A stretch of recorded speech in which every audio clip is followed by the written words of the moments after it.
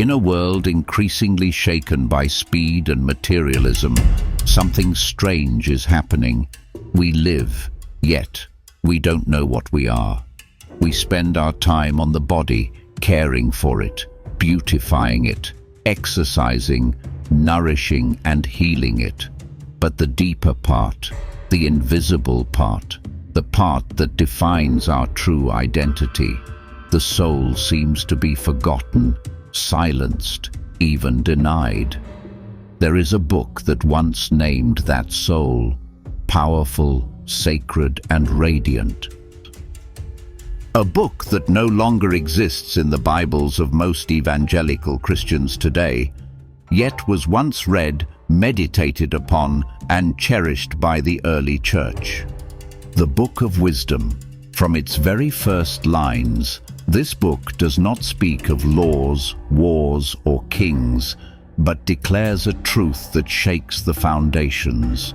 The human soul is immortal, not destroyed by death, for it comes from God and will return to Him. It is not weak, it is not vague, it is not temporary.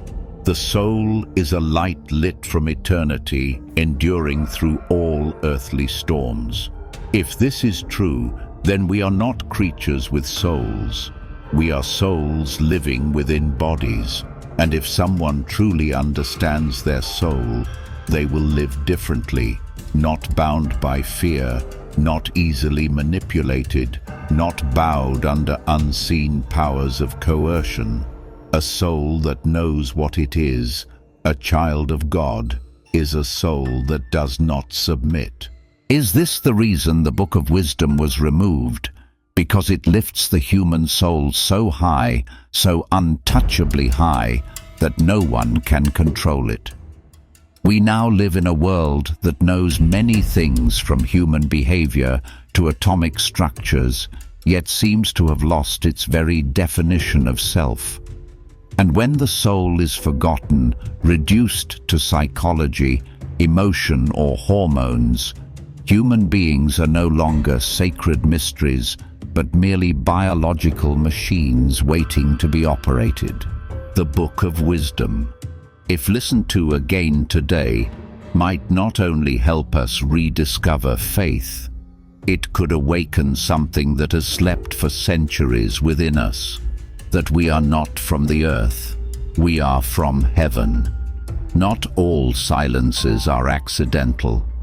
Some things are left unsaid, not because they are unworthy of speech, but because if spoken aloud, they would shake something too deep, too foundational, too dangerous to what is currently upheld. And the Book of Wisdom is one such case. This book is not found in the Bible of Orthodox Judaism. Yet it was written by a Jew living in the heart of the Hellenistic world, possibly in Alexandria, where philosophy, myth and faith clashed like fire and stone. And strangely enough, it was first embraced by the earliest Christian communities, quoted by the Church Fathers, regarded as a guiding light for early theology. Many of its passages were even seen as foundational to the Christian understanding of the soul of death and of incarnate wisdom, later fully revealed in the image of the Logos, the Word.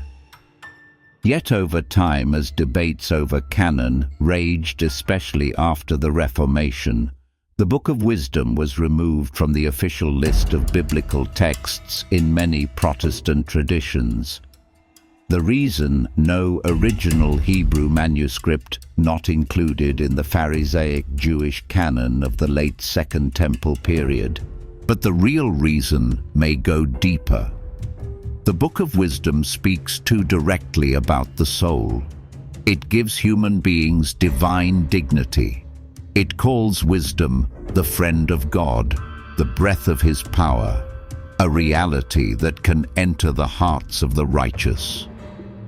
It is not easily explained, and that very fact makes it dangerous to any religious or political system that seeks to control belief through simple definitions.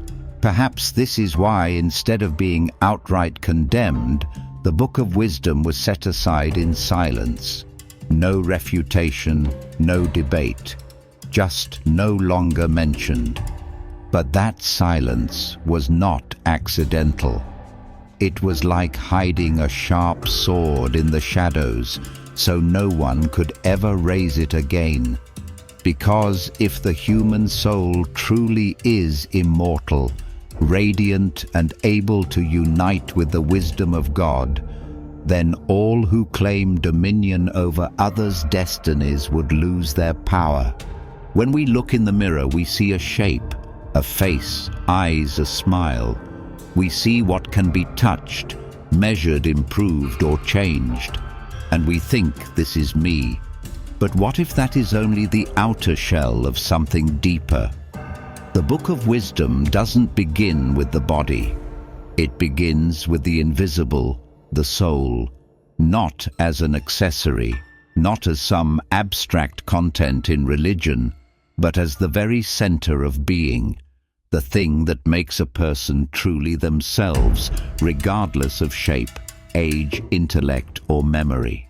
According to the book, the soul is a light that comes from God, kindled within each person, not to fade, but to illuminate this life and the next.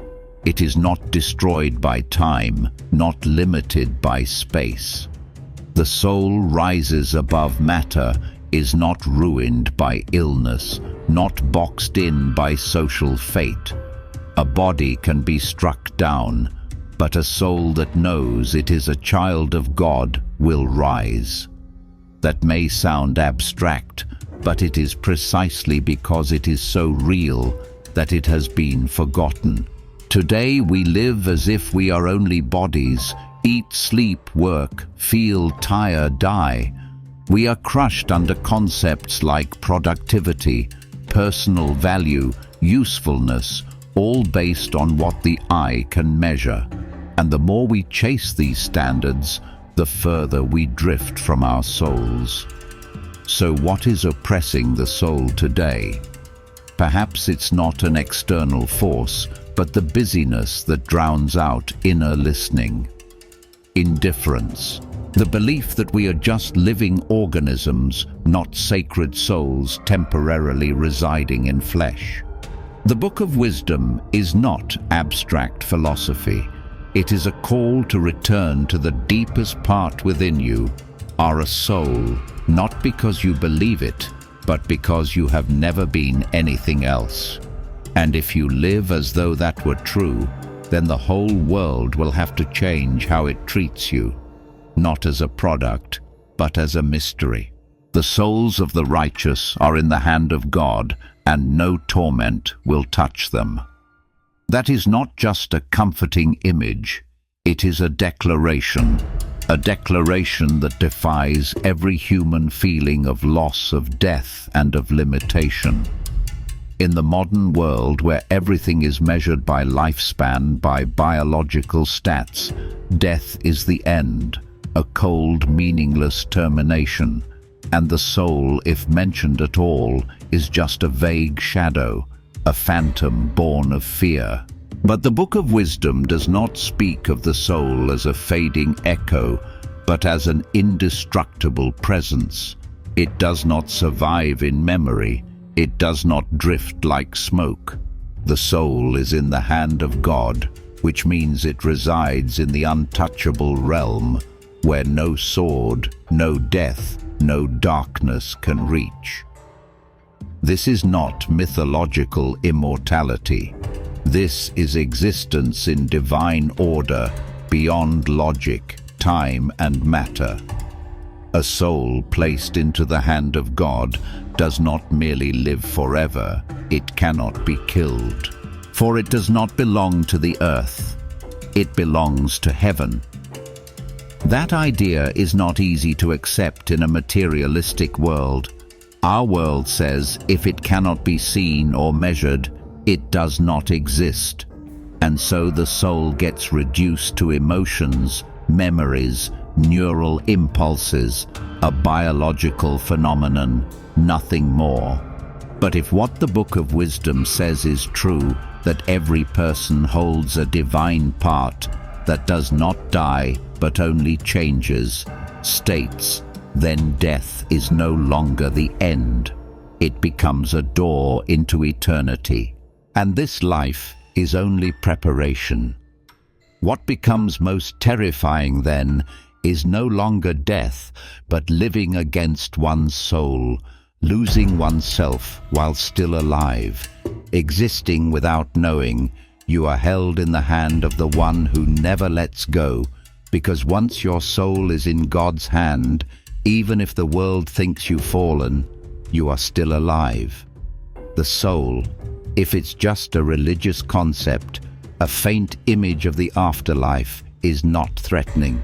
But if the soul is the core of being, the dwelling place of God's light, the most sacred space of human freedom, then it becomes the greatest threat to every artificial power system. Human history from ancient times to now has always run on a basic logic control. People through fear, through need, through definitions of worth. A society runs smoothly when people are compliant, predictable, obedient, when they don't ask big questions, don't wonder, who am I? What am I living for? Where does my soul want to go? That is why an awakened soul is always a threat to the old order. That person is not afraid of loss, does not bow to material pressure, is not controlled by slogans, power, or media. Such a person is no longer a cog in the machine, but a free being who cannot be claimed. And that is what every empire, political or religious, national or ideological, has always tried to suppress. This is why the power systems of history have tried to define human beings by material models. You are a citizen, a farmer, a labor unit, a consumer, an economic figure. But you must never be told that you are a soul, the living image of God carrying immortal light from the beginning. Because if each person truly understood that every effort at control would collapse, it is no coincidence that the Book of Wisdom, the book that speaks most about the nature of the human soul, was pushed out of the canon. No condemnation, no rebuttal, just simple silence. But that silence was strategic, a way of shutting the mouth without leaving a trace, but enough to make millions of souls forget who they are. And today, as the soul begins to awaken again, as the question, "What am I beyond this body?" rises once more in the human heart, all artificial systems will tremble again, because a free soul does not need to be liberated. It was made to soar, and no regime on earth can imprison what God Himself has breathed life into. Unlike many other biblical books, the Book of Wisdom does not name its author. It is anonymous, quiet, like the spirit of wisdom itself, not loud but deeply penetrating. However, through style, language, and historical context, scholars believe it was written by a Jew living in Alexandria, Egypt, around the 1st century BCE. It was a time of spiritual darkness, yet brilliance in worldly intellect. Alexandria was not a Jewish land, but it held the largest Jewish community outside of Jerusalem. It was a crossroads of Greek philosophy, ancient Egyptian religion, Babylonian science, and Jewish monotheistic faith. A place where reason was deified, where people placed their trust in logic and the power of empire, no longer in the quiet voice of God. And it was in this very world that the Book of Wisdom was born as a voice of resistance. The author wrote in Greek, the language of philosophers, of royalty, of science and aesthetics. But the message he delivered was deeply Jewish faith in the Creator, in divine providence in justice that transcends human law, and above all, in the immortal worth of the soul. He wrote in an age where people worshipped Zeus, studied Plato, and believed in fate and power. Yet he dared to proclaim there is a different kind of wisdom, one that does not come from Athens or from temples, but from the living God. And that wisdom does not seek the proud scholars, but enters the hearts of the humble. The Book of Wisdom was a solitary voice within the intellectual empire of Greece. But precisely because it was solitary, it resounded all the louder. It did not argue through philosophical reasoning, but moved through sacred language. In a world enamored with reason and fictional deities, this book reminded us that human beings are living souls, lit by a wisdom not of men, but of God. And the strange thing is, this book is still here, silenced but not lost, excluded from some canons, yet it still remains a silent witness in a world that has never ceased to lose its way. In the Book of Wisdom, the soul is not defined as a supporting function of the body or as a vague concept of the inner mind.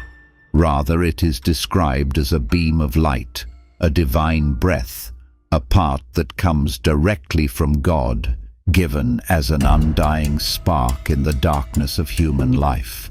In chapters 2 and 3 of the book, there is an image that defies all contemporary definitions. The body is merely a garment, a temporary covering. It is not the home, it is not the destination, it is the place where the soul dwells during life, like light held within an earthen lamp. This view ran counter to the common outlook of the ancient world, where the body was often seen as the center, as the self. In some Greek schools of thought, the soul was viewed as an invisible, fragile thing that could dissipate after death. But the Book of Wisdom reverses that the soul is the true identity, and the body is what we temporarily wear for a short season. And for this reason, suffering is not destruction, but the friction between light and darkness. The soul, if it is truly a light that comes from God, will always feel the body as a burden. Not because the body is evil, but because it is not the soul's final home. In today's world, where people strive to prolong life by every means, medicine, technology, cosmetics, even dreams of biological immortality, the message of the Book of Wisdom rings out as a sobering reminder. It is not about living long, but living true. Not about preserving the body forever, but about letting the soul shine brightly in the time given. A perfect body cannot save a soul that has forgotten itself, but an awakened soul can make even the weakest body a radiant vessel of divine presence. The Book of Wisdom sees the human being not as form, function, status, or age.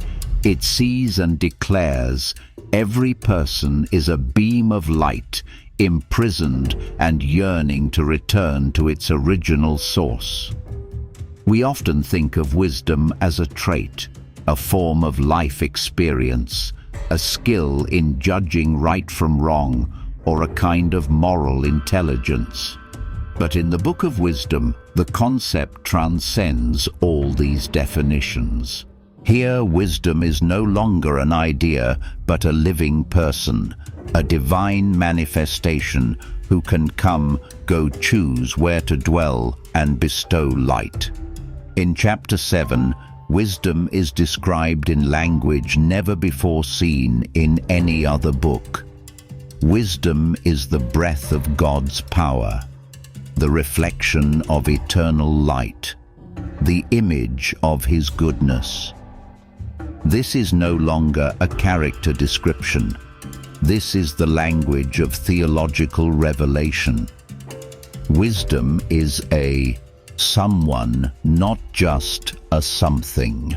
And the wonder is this: wisdom is not only in heaven, not only dwelling in the cosmic realms. The book says, wisdom finds rest in the souls of the righteous, as though a divine incarnation happens not in the flesh, but inwardly, when the sacred light enters a person and illuminates the soul from within. This becomes foundational for a major movement in thought, the theology of the Logos, the Word in later Christianity. When John writes, "The Word was with God, and the Word was God, and that the Word became flesh," the vision had already been prepared by the Book of Wisdom. For wisdom is also described as going forth from God to influence the world as a master craftsman in the act of creation. Wisdom 7:22-27. Wisdom is both beside God and able to dwell within the human soul. She is not merely a light to guide, but a light that longs to dwell. Not just moral advice, but a presence that transforms the soul from within. And thus, the Book of Wisdom does not simply tell us how to live, it tells us that the one who seeks will be visited, that the one who is humble and pure enough, wisdom, the powerful breath of God, will come and remain. We are not searching for an intellectual solution, we are standing before a divine relationship. And the real question is not, where is wisdom, but is my soul opening the door for wisdom to enter? The Book of Wisdom is not just a meditative text, nor simply a poetic ode to knowledge. It is an invitation for the human soul to step into a historic mission to become a dwelling place for wisdom. Not a vessel for information, not a vault for ethics, but a living house where wisdom, the divine breath of God Himself, may enter, rest, and transform. The soul, therefore, is no longer neutral ground. It is a sacred temple, the very place where the meeting between divinity and humanity truly takes place. The book says, wisdom does not dwell in a soul full of pride, meaning the soul is not a space that automatically opens. It must be prepared, cleansed, renewed, like the tent of meeting in the wilderness, built with reverence and love. So too must today's soul become thirsting, silent, humble to become the dwelling place of divine presence. But while the Book of Wisdom offers this invitation, the world relentlessly rejects it. The world does not want the soul to awaken. It prefers people to be busy, exhausted, drowned in noise. It sets up countless distractions from philosophy and entertainment to hurried religion so that people forget the abandoned temple inside themselves. Because if a soul truly becomes the dwelling place of wisdom, darkness has no ground left. Deception cannot cling. Artificial powers can no longer control. And so the true spiritual battle between light and darkness does not occur in deserts or fortresses, but within each person, in each decision to stay silent or to listen, in every choice to forgive or to retaliate, in every small act of righteousness or compromise.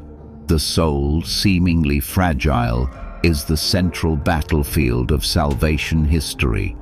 And on that battlefield, wisdom does not impose, but patiently waits outside the door, waiting to be invited in. This is not a question for a religion. This is a question for you, for me. Is my soul being built into a temple, or has it become a fortress against the light? The Book of Wisdom, with its mystical prose, profound thought, and lofty spirituality, was once an essential part of early Christian tradition. The Church Fathers read it. Early liturgies quoted it. For over a millennium, it was regarded as sacred revelation, not peripheral, but central. So why today, in most Protestant Bibles, is this book absent? The story begins in the 16th century, during the great event known as the Reformation, when Martin Luther and other reformers challenged many traditions of the Catholic Church. They also questioned the biblical canon, especially the books not found in the Hebrew texts of the Jews. The Book of Wisdom, along with others like Tobit Maccabees and Baruch, was not in the Masoretic text, the Hebrew Bible compiled later by Pharisaic Jewish leaders after the temple's destruction. So Luther, and many who followed him, removed it from the canon, treating it as extra reading, possibly helpful, but not divinely inspired. But here we must pause, because there is a little-known truth.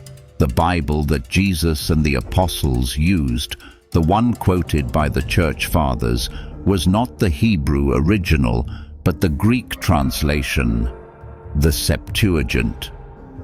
And in the Septuagint, the Book of Wisdom was not only present, but prominent. The apostles, when quoting the Old Testament in the New, mostly relied on the Septuagint, not the original Hebrew. And that raises a deeper question: which standard is true? The standard of early Christian tradition, which lived by revelation through community life, or the standard of a Hebrew text edited, narrowed, and reshaped after a historical crisis? If the apostles quoted the Septuagint, which included the Book of Wisdom, if the first communities nourished their faith on the very words of this book, then was its removal merely an academic choice, or was it a subtle but dangerous severing, a removal of a book that did not fit the rational, systematized, controllable model? The Book of Wisdom was not refuted, it was simply silenced. And sometimes that silence speaks louder than any condemnation. If you believe you are only a body, a collection of tissues, nerves, reflexes, and hormones, you will live as a body. You will work to survive, consume to feel fulfilled, and submit to systems that promise minimal safety for your physical form. And that is the most controllable state of the human being. The Book of Wisdom disagrees. It sees in every person an eternal soul, a sacred reality that no empire can measure, categorize, or possess. And that is precisely what makes it a threat to every system of power, whether political, intellectual, or religiously corrupted.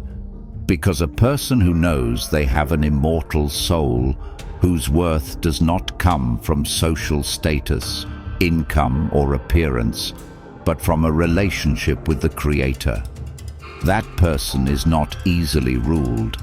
That person will ask questions, will not fear the loss of the temporary, and so will not obey systems built on fear and ignorance. The modern world, with all its light from science and outward freedom, is still operating on an old model, making human beings forget their souls. Religion has been pushed into the realm of personal emotion. Spirituality has become optional. Every value is quantified, scored, and rationalized.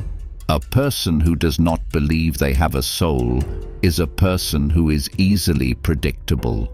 And those who build systems to operate humanity, like machines, from economic engines to social networks, from political ideologies to educational molds, profit from that. The Book of Wisdom is not threatening because it is difficult to understand, but because it speaks too clearly. Human beings are not tools, not property, not just numbers in a census. Human beings are living souls called to be holy. To remove that book with all its depth on the sacred nature of humanity is to remove one of the most powerful instruments of awakening the Bible has ever offered. And when awakening is halted, darkness no longer needs to attack. It only needs people to keep living as though they have no soul. We are living in an unprecedented era, an age of technological supremacy, of artificial intelligence, of communication at the speed of light, of productivity pushed to its limits, and of a silent forgetting. The human soul no longer has a place. Today, everything can be measured.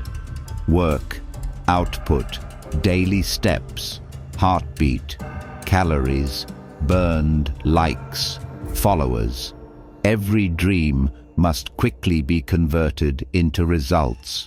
Every relationship must yield emotional efficiency. And every person from child to elder is swept into that current like software, in constant need of updates to avoid being discarded. In such a world, the soul becomes inconvenient. It does not keep pace. It does not respond to data. It requires silence. It demands depth. It cannot be defined by logic or analyzed by algorithm.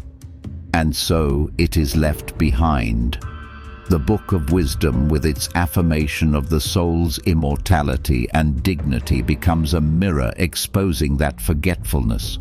It reminds us that human beings were not born to optimize output, but to know, to love, and to live in divine truth.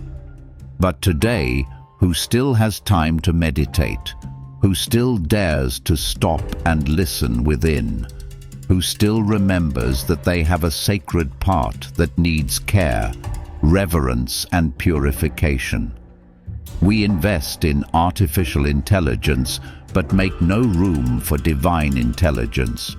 We strive to extend lifespan, but starve the immortal life within. We connect globally, but lose connection with the eternal source inside our soul.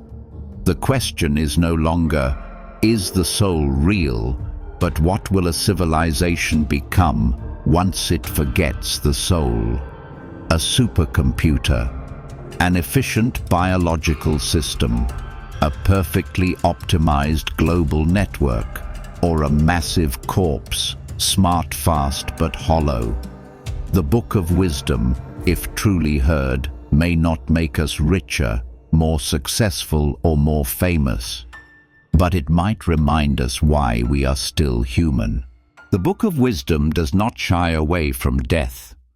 On the contrary, it looks directly at death not as an end, but as a mirror revealing the true face of justice and evil. In a world where the righteous are often cast out, persecuted, and mocked, while the wicked thrive, live long, and succeed, the Book of Wisdom makes a bold declaration. Justice does not lie in the hands of history, it lies in the hands of God. The book says, "The souls of the righteous are in the hand of God, and no torment shall touch them." And it continues, "In the eyes of the foolish, they seem to have died, but in truth, they are at peace." This is a complete reversal of society's view. Those who are killed, exiled, slandered by worldly standards are losers, but in the light of wisdom, they are the true victors. Death in the Book of Wisdom is not a tragedy, but a boundary of truth. It reveals who lived in the light and who lived in darkness. It does not end life, it judges it. And true justice is never played out on the noisy stage of the world, but in the quiet domain of God, where every motive is revealed, every heart is seen. And what about evil? The book does not portray evil as a power equal to God. On the contrary, evil is a deviation from wisdom. It is the choice for what is fleeting, instinctive and powerful, rather than what is true. And because evil only exists in the shadow of ignorance, it will destroy itself when the light of wisdom shines in. The righteous, according to the book, do not need revenge. They do not repay cruelty with greater cruelty. They endure suffering with patience, knowing there is a court of judgment not held by the world. This very idea paved the way for Christianity.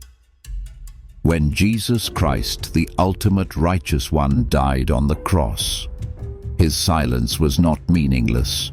He was the living embodiment of what the Book of Wisdom proclaimed.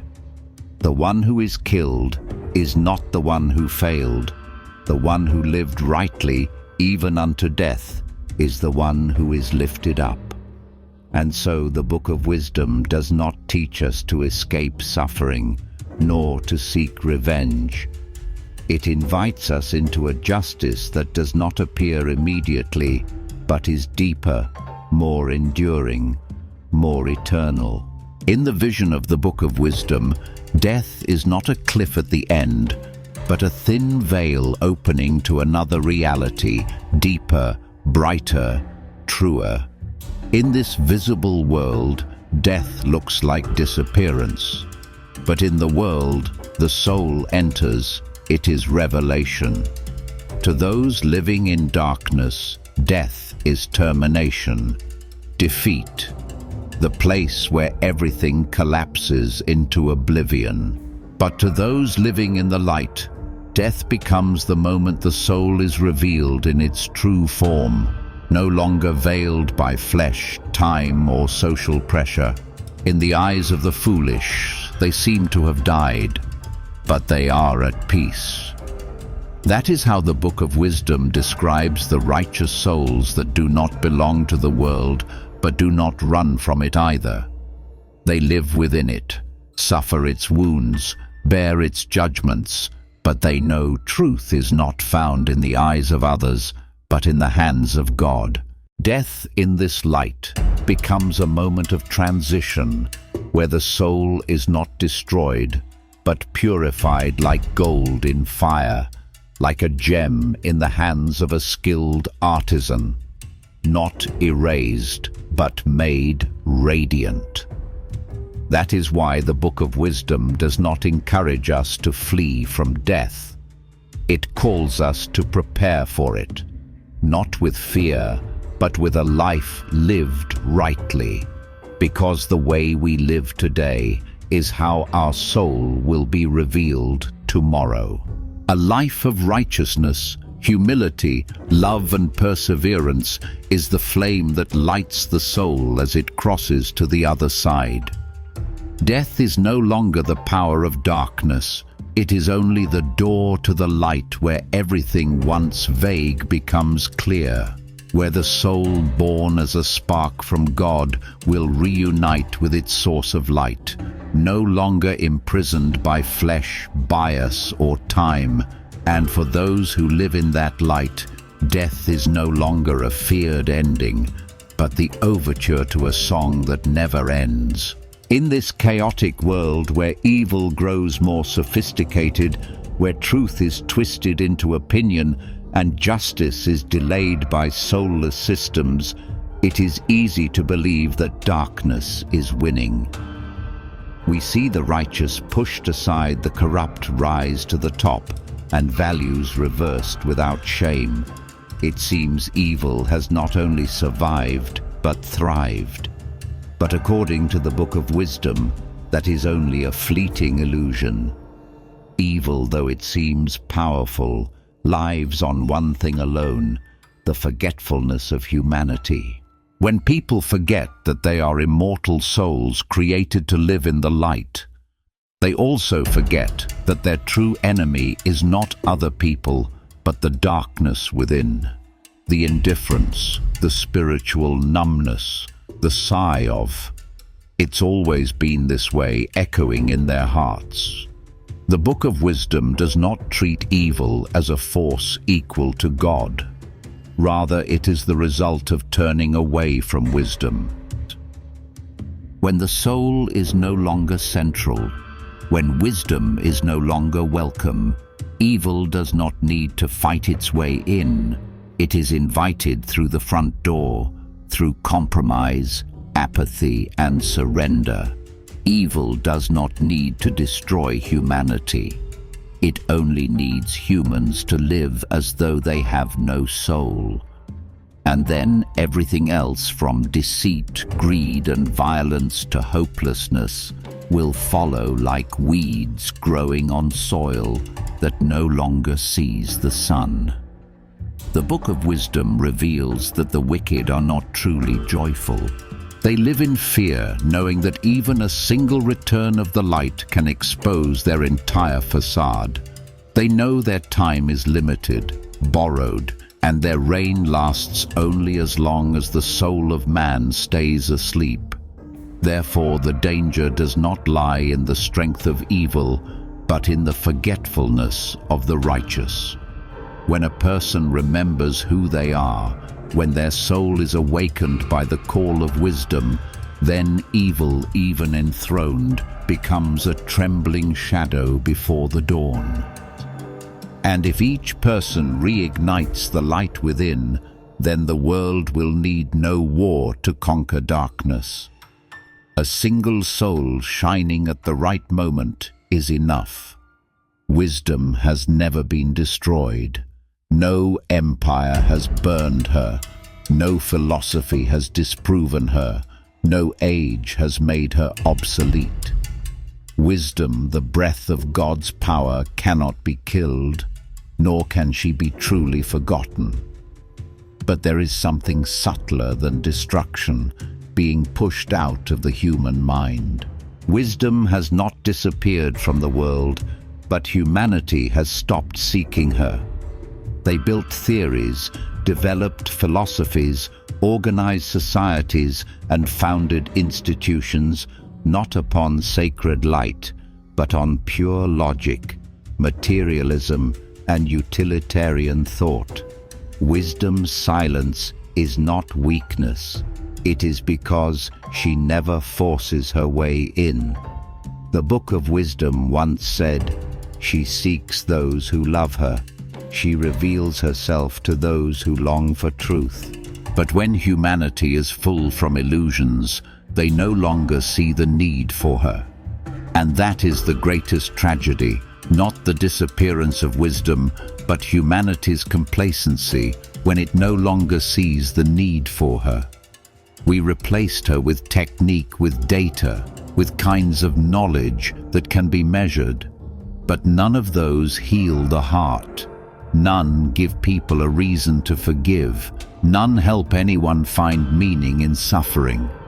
So we live in a world flooded with knowledge, but thirsting for wisdom. We know everything, yet do not know how to live. We reach distant planets, yet lose our way within our own souls. The silence of wisdom is a gentle yet firm reproach. She has not disappeared. She is simply standing outside the door, waiting to be invited in. And she will not enter as long as humanity believes itself wise enough, powerful enough, knowledgeable enough to control life without divine light. But once people return, once the soul realizes it cannot direct itself, cannot save itself, then wisdom will enter gently and radiantly, not to conquer, but to revive. When we speak of salvation, we often think of forgiveness, God removing sin, the person spared eternal punishment, the soul saved from damnation. And yes, that is an important part. But the Book of Wisdom takes us further. It speaks not just of forgiveness, but of something deeper, more renewing, more radical. The transformation of the soul. According to the book, salvation is not merely a valid status for entering heaven. Salvation is the total transformation of being from a soul shrouded in darkness to a dwelling place of wisdom, of light of divinity. It says, "Wisdom is the breath of God, and she does not dwell in a soul stained by sin." This means when wisdom enters the soul, is not just forgiven, it is purified, recreated, illuminated from within.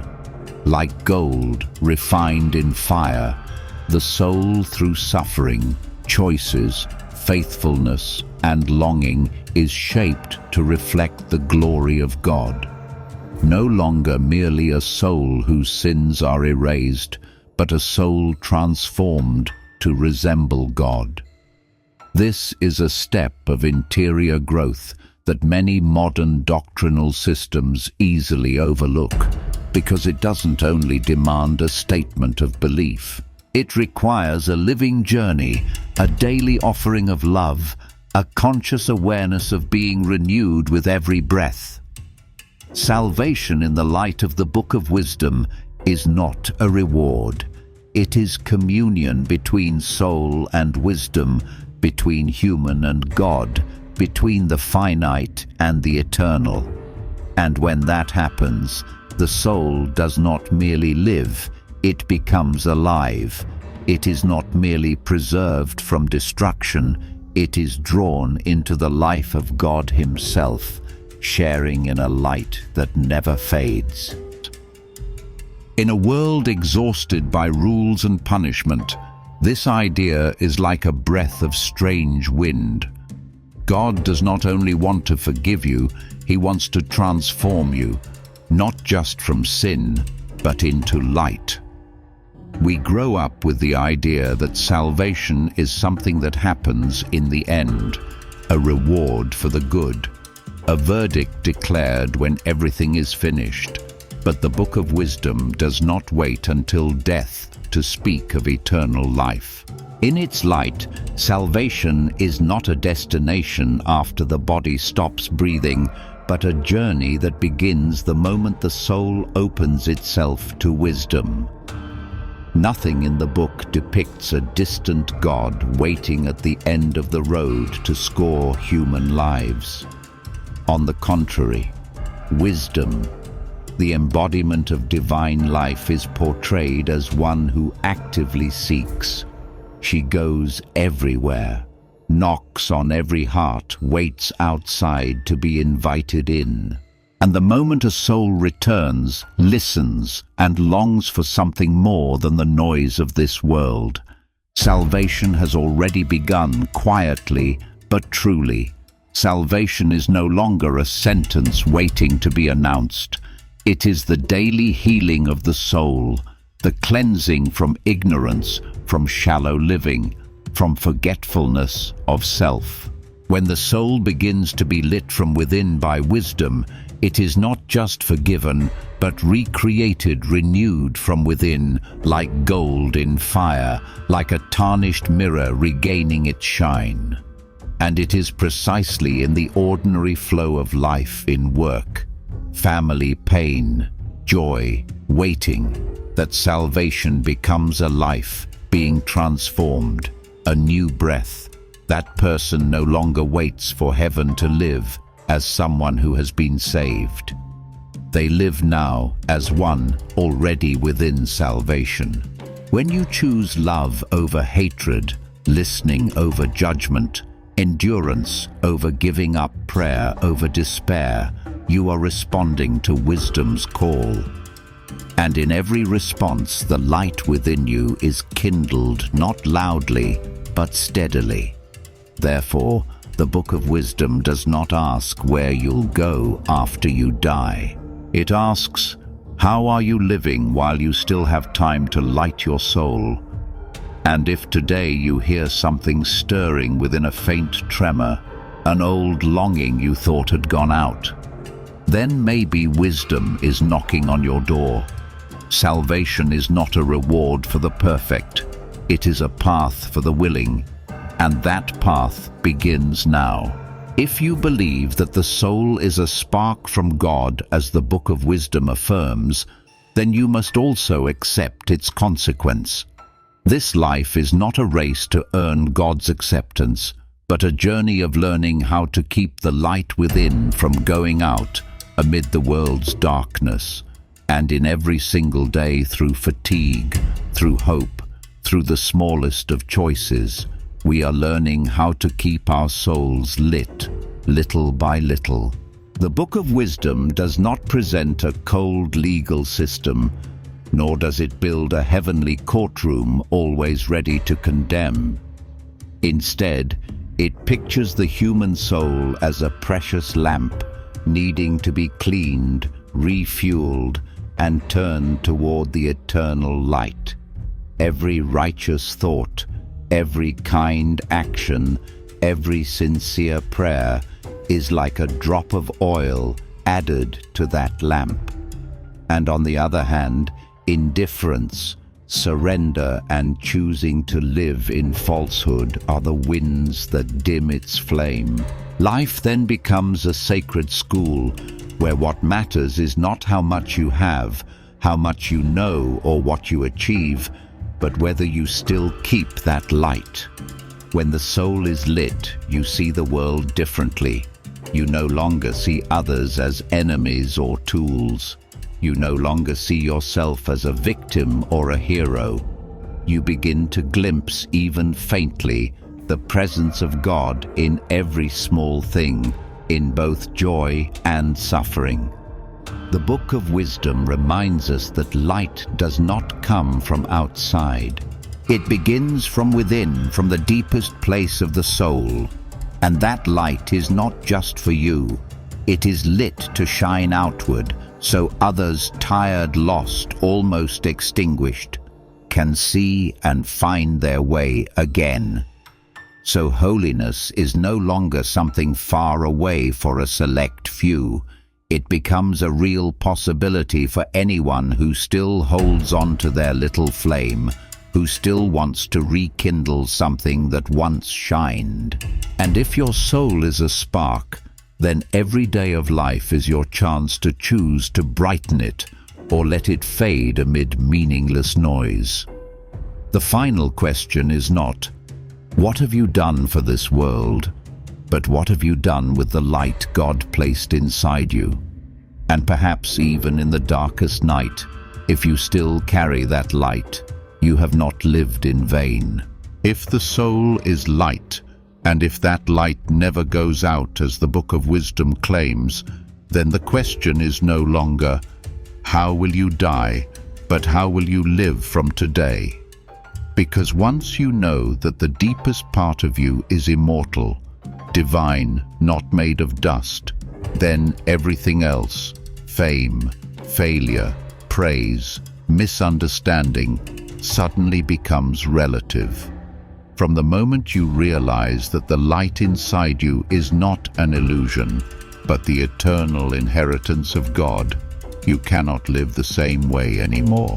The Book of Wisdom does not give a detailed roadmap, nor teach step-by-step instructions.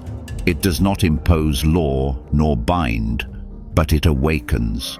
It gently stirs the soul asleep inside a busy body and whispers, "You are not from here. You are not just this. You were made to shine." And when you live with that awareness, you begin to choose differently. You no longer chase what fades. You speak less and listen more. You condemn less and learn how to forgive.